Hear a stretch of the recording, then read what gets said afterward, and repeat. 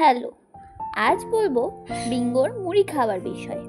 আমার মা যখন সন্ধ্যাবেলায় মুড়ি খেতে বসে তখন ক্যান্ডি ও বিঙ্গো এইভাবে বাটির ওপর বসে ওরাও মুড়ি খায়।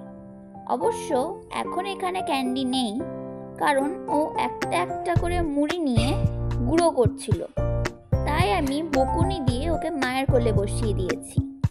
যাই হোক, তোমরা সবাই কি লক্ষ্য করেছো আমাদের বিঙ্গো সোনা আস্তে আস্তে কত বড় হয়ে গেল? এই তো সেদিন নিয়ে এসেছিলাম। সত্যি বলতে ও খুব দুষ্টু। ওকে দেখে মনে হয় না, কিন্তু ও ভীষণ দুষ্টু।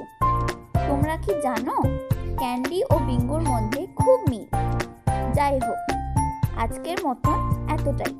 দেখা হচ্ছে নেক্সট কোনো ভিডিওতে। ততক্ষণের জন্য বাই বাই।